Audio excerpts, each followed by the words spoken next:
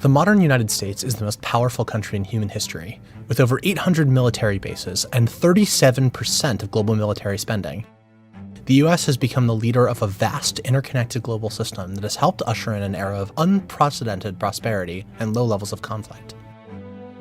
To understand America's position in the world, and why it's so pivotal for world politics as we know it, you have to go back to the country's founding, back to when America wasn't a global power in any sense of the word. During the first 70 years of its existence, the United States expanded in both territory and influence in North America, eventually reaching the Pacific Ocean, in a wave of expansionism that resulted in the wholesale slaughter of the indigenous people who populated the continent. But early Americans were deeply divided as to whether the country should expand beyond the Pacific and Atlantic Oceans. This became a major debate after the Civil War, when some leaders, like post-war Secretary of State Seward, argued that America should push to become a global power. Seward succeeded in pushing a plan to purchase Alaska from Russia, but his attempts to buy Greenland and Iceland, as well as annexed territory in the Caribbean, were all blocked by Congress. That's because some Americans, including many on Capitol Hill, had a strong anti-imperialist bent. These people worried about America getting more involved in global politics, as well as having to integrate populations from quote-unquote inferior races. And this opposition implied major checks on the imperialist urge to expand. But something was happening in the late 1800s that would change the debate about American expansionism. The Industrial Revolution produced explosive economic growth, and the bigger US economy required a more centralized state and bureaucracy to manage the growing economy. Power became concentrated in the federal government, making it easier for expansionist presidents, like William McKinley, to unilaterally push American influence abroad. The key turning point came in 1898, when President McKinley dragged the country into war with Spain over Cuba, despite some intense domestic opposition. The rising United States easily defeated the moribund Spanish Empire, acquiring Puerto Rico, Guam, and the Philippines in the process. Over the next 2 years, the US would annex the Kingdom of Hawaii, Wake Island, and American Samoa. A few years later, the US took control of the Panama Canal Zone and sent troops to occupy the Dominican Republic. It also purchased the American Virgin Islands. This period of rapid acquisition of far-flung territories put the US on the map as a truly global power.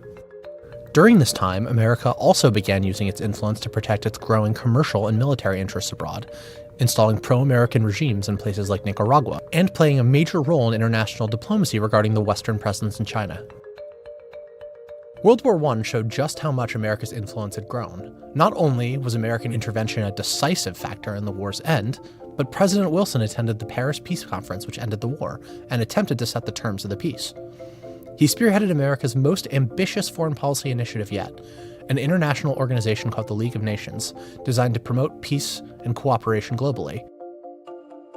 The League, a wholesale effort to remake global politics, showed just how ambitious American foreign policy had become.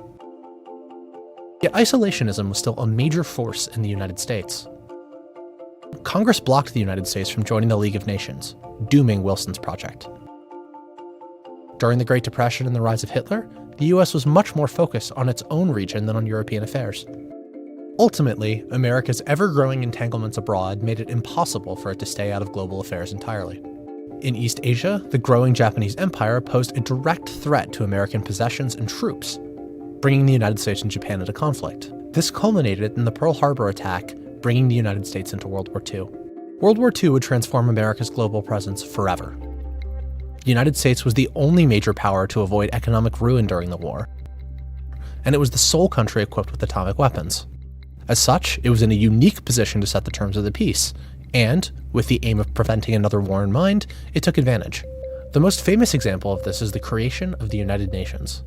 The UN Charter set up a system of international law prohibiting wars of conquest, like the ones waged by the Nazis and the Japanese. It also served as a forum in which the international community could weigh in on disputes and help resolve them. This way, the Americans hoped, great powers could resolve their differences through compromise and law rather than war. But while the UN is the most famous of the post-war institutions, it isn't the only one. 730 delegates from all 44 allied nations came together in a small vacation haven in New Hampshire. Their goal? To establish a global financial system that would prevent another Great Depression and World War. The resulting agreement, called the Bretton Woods Agreement, ultimately became the backbone of the global financial system, resulting in the World Bank and the International Monetary Fund. By creating these institutions, the United States committed itself to being deeply involved in the world's problems. The issue, though, is that the world's second largest power, the Soviet Union, saw things differently. World War II had made allies out of the democratic West and communist East in the fight against Hitler, but that couldn't last. The United States saw Soviet expansion in Eastern Europe and elsewhere as a direct threat to its vision of a free-trading, democratic world.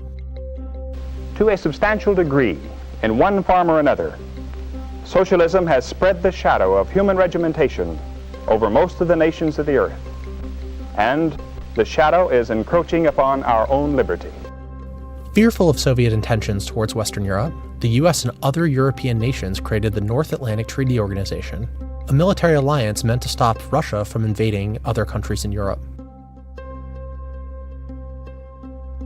Globally, the US committed to a strategy called containment, so called because it was aimed at containing the spread of communism everywhere on the globe. This new global struggle meant that the US had to exert influence everywhere, all the time. Instead of disbanding the massive military machine created for World War II, the wheels mostly kept turning.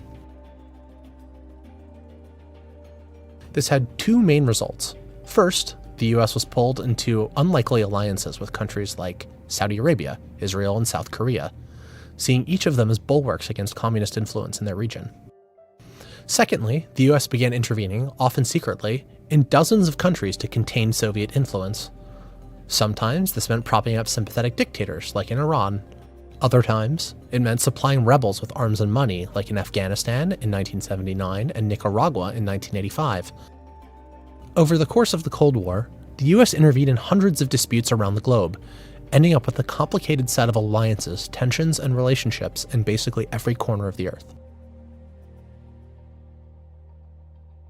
After the Berlin Wall fell, the US could have withdrawn from the system, severing ties with its allies and drawing down the size of its military. And while the US did decrease military spending, much of the military infrastructure and alliances from the Cold War remained. Presidents George H.W. Bush and Bill Clinton decided that it was in both America and the world's interests for the United States, now the sole superpower on Earth, to continue actively managing global affairs. We should be and we must be peacemakers. NATO, created solely as a tool for countering the Soviet Union, stayed together and even expanded, a way of keeping European nations united in the absence of the Soviet threat. Washington's support for countries like Israel and Japan stayed intact, ostensibly as a means of preventing war in their respective regions. The global system of alliances and institutions created to keep the peace during the Cold War became permanent, as did the American military and political commitments necessary to keep them running.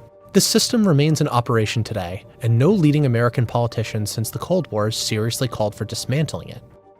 Except, perhaps, for Donald Trump. Trump has said contradictory things about these commitments, but he's consistently argued that American allies are not paying the US enough for its protection, and questioned the value of free trade. That calls NATO and even the World Trade Organization into question. At some point, we have to say, you know what? We're better off if Japan protects itself against this maniac in North Korea. We're better off, frankly, if South Korea is going to start to protect itself. Saudi Arabia, nuclear weapons? Saudi Arabia, absolutely. This is a sharp divergence from the consensus that has dominated US foreign policy since 1945, and something closer to the isolationism that came before it. So will President Trump act on some of candidate Trump's ideas and reverse decades worth of institution building and alliances? We'll find out soon enough.